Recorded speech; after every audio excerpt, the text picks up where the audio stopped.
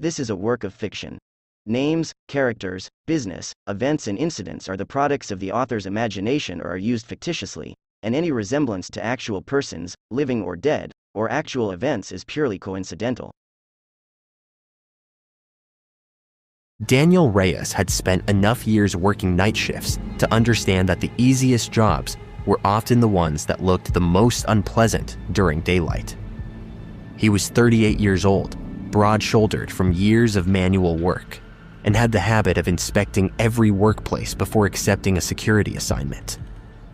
He had previously guarded warehouses, apartment buildings, small factories, and a private compound where his greatest nightly concern had been teenagers throwing stones over the wall.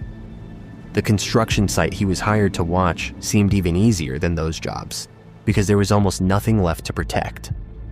The project had been abandoned for nearly 11 years, leaving behind an enormous concrete structure surrounded by rusted fencing, piles of construction materials, weeds growing through cracked pavement, and several floors of unfinished rooms exposed to the weather.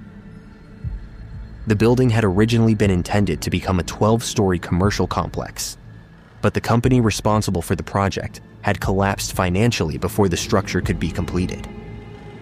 Only 8 floors had been finished enough to stand independently, while the upper levels remained little more than columns, exposed reinforcement bars, and unfinished concrete slabs.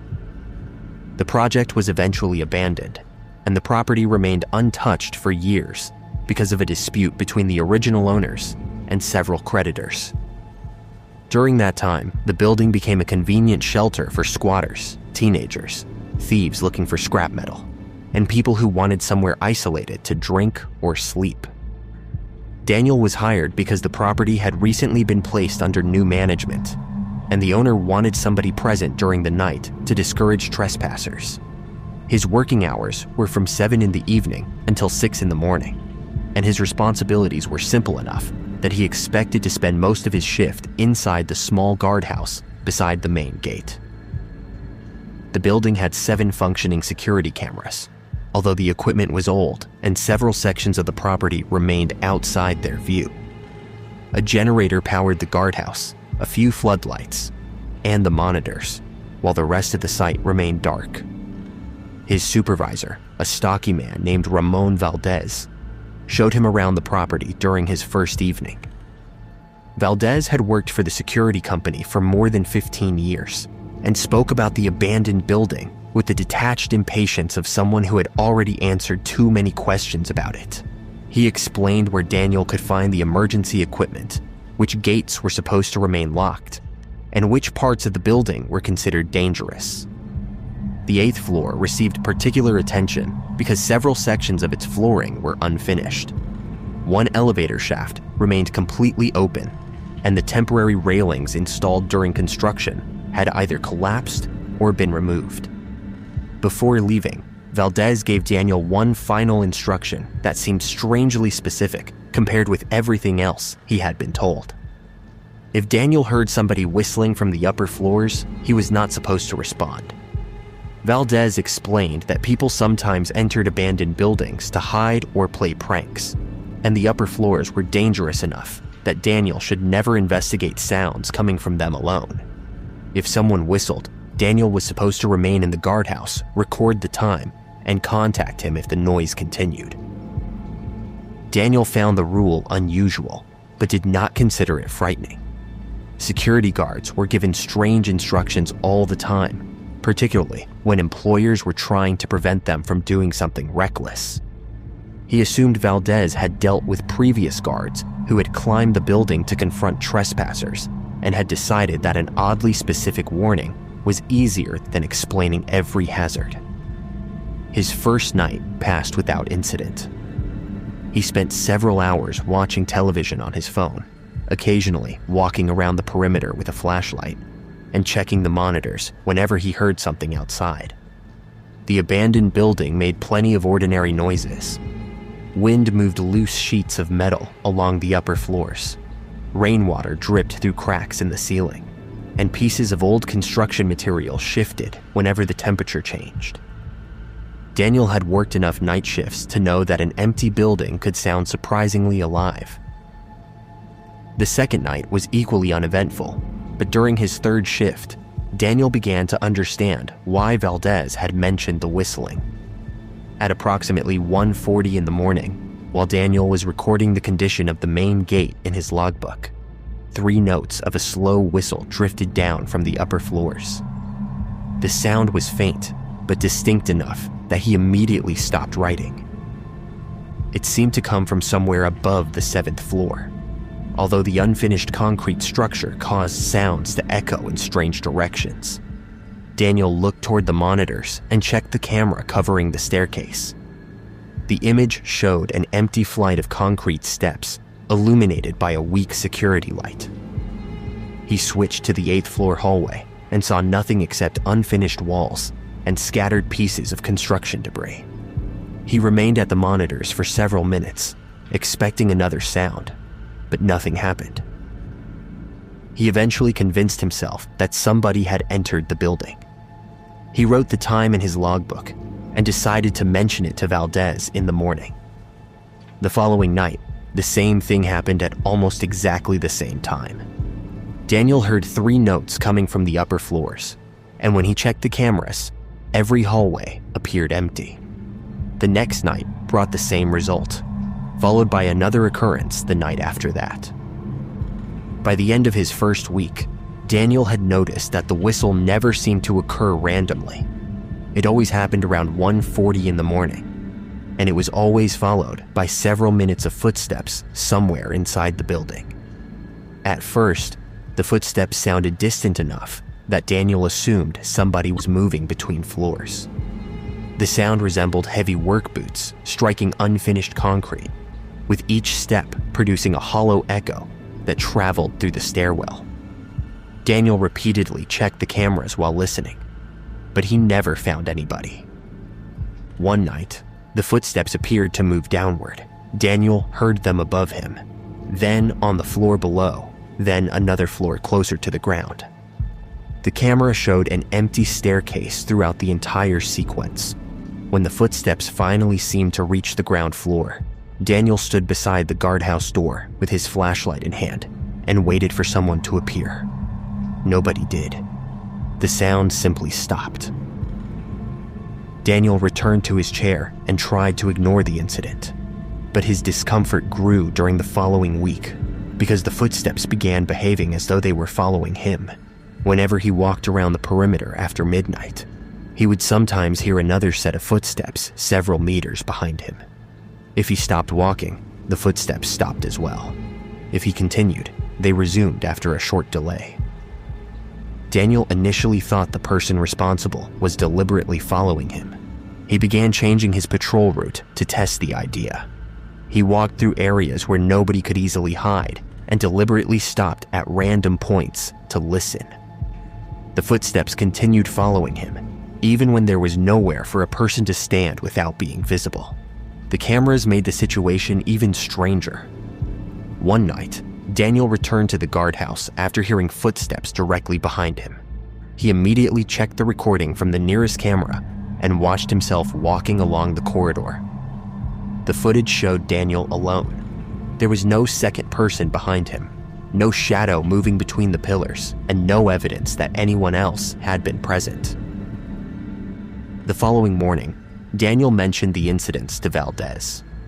Valdez listened without interrupting, and then told him that old buildings sometimes produced strange sounds. When Daniel explained that the footsteps seemed to follow him and that the cameras showed nothing, Valdez advised him not to investigate the upper floors. Daniel noticed that the supervisor did not laugh at the situation, nor did he seem surprised. That was the first moment Daniel began to suspect that the warning about the whistle had not been invented merely to keep him away from dangerous construction areas. A few days later, Daniel asked one of the older maintenance workers whether anything had happened at the property before it was abandoned. The man initially refused to discuss it, but after Daniel pressed him, he eventually mentioned a construction worker named Tomas Villanueva. Tomas had been 46 years old when the building was under construction. He had worked on the project almost from the beginning and had become one of the most trusted foremen on the site. Workers remembered him as a serious and hard-working man who rarely complained and often stayed late to make sure his crew completed difficult tasks before leaving for the evening. According to the maintenance worker, Tomas had died on the 8th floor approximately 11 years earlier. The official explanation was that Tomas had accidentally stepped onto a section of temporary flooring that had not been properly secured. The flooring gave way beneath him, and he fell into an unfinished elevator shaft. His injuries were fatal, and by the time the other workers reached him, there was nothing they could do. The accident itself had been tragic, but ordinary enough for a construction site. What made the story disturbing was what several workers claimed had happened immediately before his death. Tomas had reportedly been inspecting the 8th floor corridor late one evening when another worker heard him whistle. Tomas had a distinctive habit of whistling whenever he wanted somebody on another part of the site to get his attention. A few seconds after he whistled, somebody answered from the opposite side of the floor. Tomas turned toward the sound. The person who told the story claimed that Tomas answered with the same 3 notes. The workers below heard the whistle, followed by the sound of Tomas walking toward the other side of the floor. Then there was a loud crack, followed by the sound of something falling down the elevator shaft. Nobody ever admitted to answering him. The workers searched the 8th floor and found no one there. After Thomas's death, several employees began reporting that they heard the same 3-note whistle from the upper floors late at night. The company dismissed the reports as grief, exhaustion, or superstition, but the complaints continued. One worker reportedly heard footsteps following him through an empty corridor and resigned the next morning. Another claimed that he saw Tomas standing near the elevator shaft, even though the body had been removed from the site years earlier. The company eventually stopped allowing workers onto the upper floors after sunset. Several months later, construction halted permanently. Valdez eventually confirmed the story to Daniel, although he seemed reluctant to explain why he had never mentioned Tomas before Daniel accepted the assignment. When Daniel asked directly whether the supervisor believed the whistle was connected to Thomas, Valdez avoided giving him a definite answer. He only repeated the instruction that Daniel must never answer it. Daniel asked what would happen if he did. Valdez told him that nobody knew. That answer disturbed Daniel more than any ghost story could have. The haunting became more aggressive during the 3rd week of his employment. Daniel began seeing a figure in the security monitors, although it never appeared in the same place twice. Sometimes it stood at the end of the 6th floor corridor, while on other nights it appeared beside the stairwell on the 7th floor. The figure always looked like a construction worker wearing an old helmet and dusty clothes, but the image was too distorted to show the person's face. Daniel initially assumed the figure was a trespasser. Then he noticed that the figure appeared only after the whistle. He began checking the cameras before 1:40 every night and watching them continuously until the expected time. At first, the corridors remained empty. Then, exactly when the whistle sounded, the image would flicker for several seconds. When the picture stabilized, the figure would be present. Daniel eventually noticed another disturbing detail. The figure's clothes were identical to the security uniform he was wearing. The first time he realized this, he spent several minutes comparing the figure on the monitor with his own reflection in the dark glass beside the screens. The resemblance was impossible to ignore. Both figures wore dark trousers and a gray security shirt with a reflective strip across the chest. The next night, Daniel noticed that the figure had the same wristwatch. He stopped sleeping during his breaks. He began keeping the guardhouse lights fully illuminated throughout the entire shift, even though the constant brightness made his eyes ache. He also kept the doors locked and avoided looking directly at the upper floors whenever the whistle sounded. The footsteps continued. One night, while Daniel was seated inside the guardhouse, he heard footsteps approach from the direction of the main entrance. He assumed someone had entered the property and reached for his flashlight, but the footsteps stopped directly outside the door. Daniel remained seated while he listened to the sound of breathing on the other side. The breathing continued for nearly a minute. Then the 3-note whistle sounded directly outside the guardhouse. Daniel did not respond. A few seconds later, he heard his own voice quietly calling his name from beyond the door. He remained completely still and refused to answer. The voice called again, using exactly the same tone Daniel used when speaking to himself. He knew nobody was outside because the security camera above the entrance showed the empty area in front of the guardhouse. The image remained perfectly clear, displaying the closed gate and the wet concrete beneath the floodlight. Yet the voice continued. Daniel stayed in his chair until morning. When daylight arrived, he opened the door and found 3 muddy footprints leading away from the entrance. The footprints were larger than his own and appeared to belong to heavy construction boots. They crossed the concrete for several meters before abruptly stopping. There was no reason for the footprints to disappear there. Daniel photographed them and sent the image to Valdez. Valdez called him almost immediately. He did not ask where the footprints came from. Instead, he asked whether Daniel had answered the whistle. Daniel said no. Valdez remained silent for several seconds before telling him to finish the current week and then leave the job. Daniel agreed. He had already decided that he would never return to the property after his final shift. The final night arrived during a severe rainstorm. Wind moved through the exposed floors of the building, causing loose sheets of metal and plastic to strike the concrete walls. Rain entered through the unfinished windows and flowed down the staircases, leaving dark streaks across the walls. The generator struggled to maintain power, causing the fluorescent lights inside the guardhouse to flicker repeatedly. Daniel spent most of the evening watching the monitors. At approximately 1:30 in the morning, the 8th floor camera suddenly displayed movement. A figure crossed the hallway. Daniel immediately switched to another camera, but the figure had already disappeared. He returned to the 8th floor feed. The figure was standing at the far end of the corridor. It wore an old construction helmet and dusty clothes, and one arm hung at an unnatural angle. Daniel could not see its face because the figure stood with its head lowered. The whistle sounded. 3 notes drifted through the building. Daniel's hands tightened around the edge of the desk. The figure on the monitor slowly raised its head. The image distorted heavily, but Daniel could now see the face. It was his face. The person standing on the 8th floor looked exactly like Daniel. It wore the same uniform, the same watch, and the same security badge. Daniel stood so quickly that his chair struck the wall behind him. The figure on the monitor lifted its hand toward its mouth. Daniel realized what was about to happen. The figure whistled. 3 notes came through the speakers. Daniel instinctively answered. It was not deliberate. The response came from years of unconsciously imitating sounds, and the whistle left his mouth before he had time to remember Valdez's warning. The moment he answered, every monitor went black. The generator went out. Daniel was surrounded by darkness.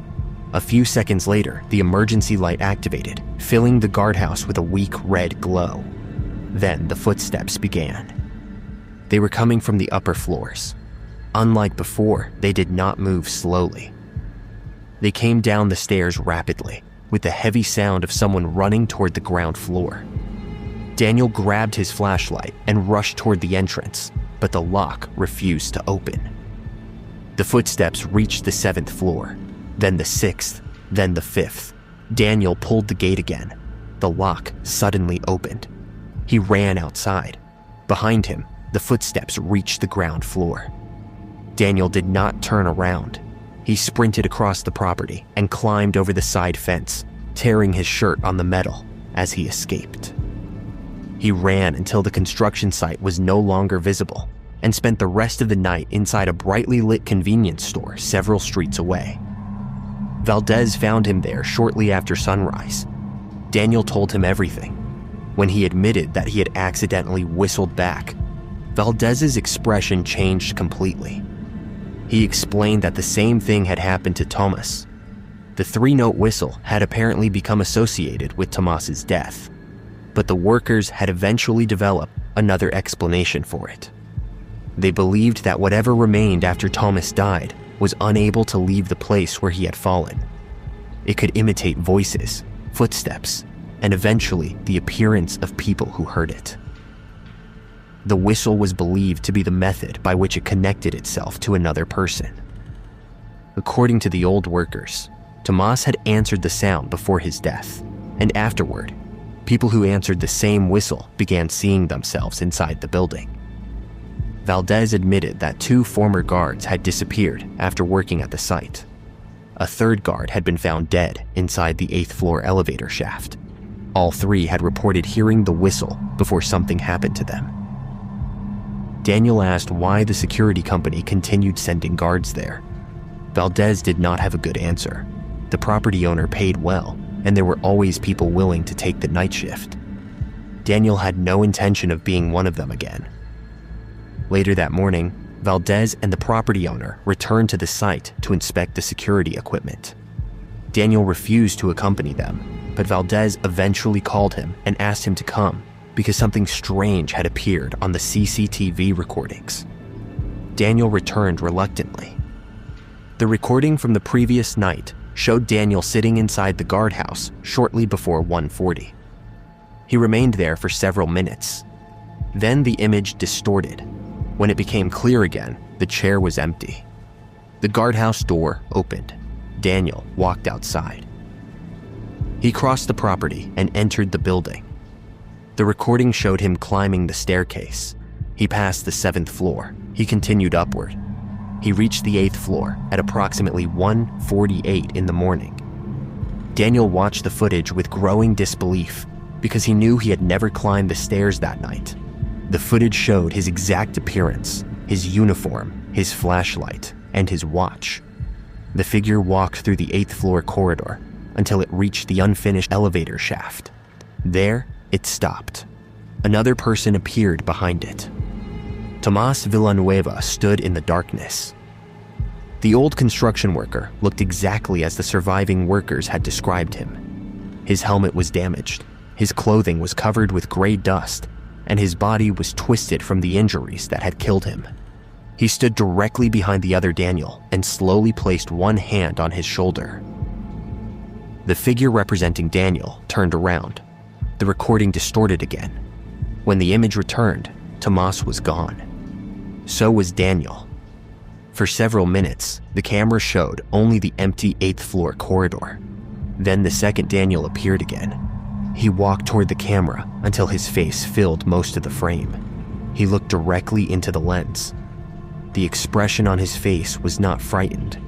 It was strangely calm. He then turned away from the camera and walked toward the darkest section of the unfinished floor. The recording ended several seconds later. Daniel insisted that the footage could not possibly be him. He had been at the guardhouse. He had run from the property. He had spent the rest of the night away from the site. Valdez believed him because the footage showed something else that made no sense. At exactly the moment the second Daniel disappeared into the darkness, the real Daniel could be seen standing beside Valdez in the guardhouse entrance. The recording had somehow captured 2 versions of him at the same time. One was outside the building, the other was on the 8th floor. Nobody could explain how. The property owner ordered the cameras disconnected that same day. The building was eventually demolished, but the workers involved in the demolition reported hearing whistles from the upper floors during the final week. They also claimed that several pieces of equipment stopped working whenever somebody was alone near the 8th floor structure. The site was eventually cleared completely. Daniel left security work after that incident and took a daytime job several towns away. He never discussed the abandoned construction site with his coworkers, and he avoided telling anyone about Tomas Villanueva. He eventually convinced himself that exhaustion, fear, and the terrible conditions at the site had caused him to experience things that could not be explained logically. For several months, nothing happened. Then, one night, Daniel woke shortly before 1:40 in the morning. He heard 3 notes of a whistle coming from somewhere outside his bedroom. He remained in bed and refused to make a sound. After several seconds, footsteps began moving through the hallway outside his room. They were slow and heavy, exactly like the footsteps he had heard inside the construction site. Daniel knew there was nobody else in the house. The footsteps stopped outside his bedroom. A voice quietly called his name. It was his own voice. Daniel remained silent. The voice called again. He still did not answer. After several minutes, the footsteps moved away. Daniel eventually looked beneath the bedroom door. A pair of old construction boots stood in the hallway. They were covered in gray concrete dust. The boots remained motionless for several seconds before slowly walking away. Daniel never opened the door. He remained awake until sunrise. From that night onward, the whistle returned whenever he was awake at 1:40 in the morning. Sometimes it came from outside his house. Sometimes it seemed to come from the roof. On several occasions, he heard it from inside empty rooms. He never answered. Years later, the abandoned property was completely redeveloped. The original building was gone. The construction company had disappeared, and almost everyone who had worked on the project had moved on. But the old security footage survived in an archived storage system. One technician eventually reviewed it while transferring old files to a new server. The final recording from the 8th floor camera still contained the image of the second Daniel walking into the darkness. The technician initially assumed the figure was an old security guard and prepared to delete the file. Before doing so, he noticed something unusual. The recording had been timestamped 11 years earlier. It was dated several months before Daniel Reyes had ever been hired by the security company. The technician continued watching.